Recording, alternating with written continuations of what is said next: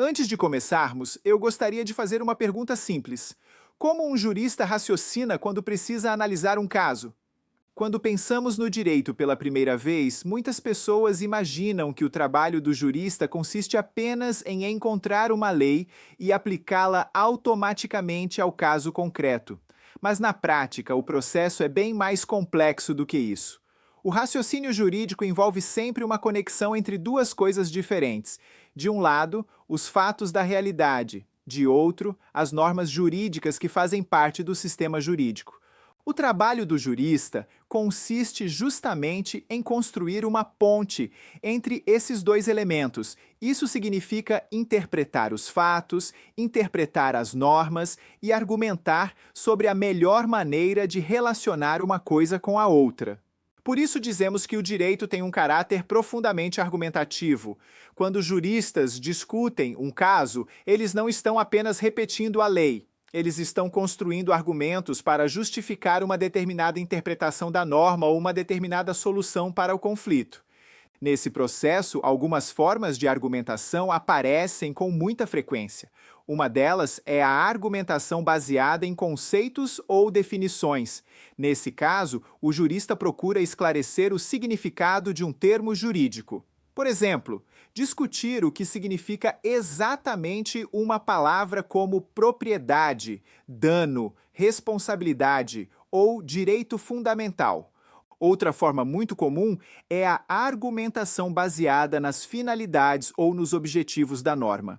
Aqui o argumento procura responder a uma pergunta importante: qual foi o propósito dessa regra?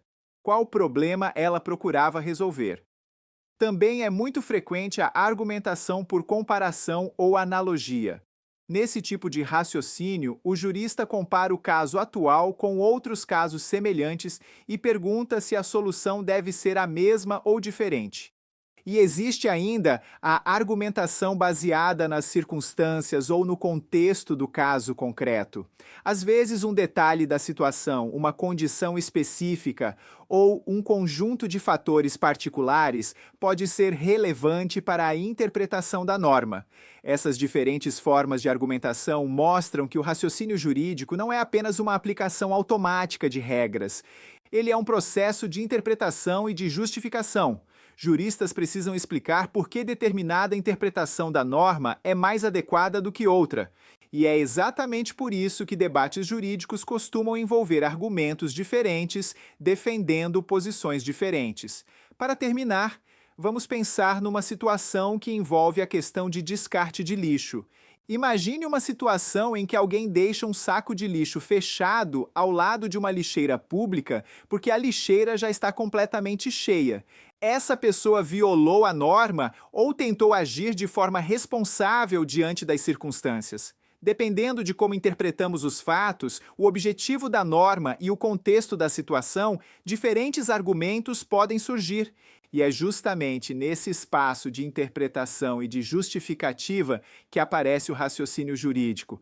No próximo vídeo vamos explorar outra questão importante. Se o direito funciona por meio da argumentação, então como avaliamos os argumentos apresentados em uma discussão jurídica? Afinal, existe argumento certo ou errado no direito? Ou será que devemos falar em argumentos mais fortes e argumentos mais fracos? Nos vemos lá. Aquele abraço!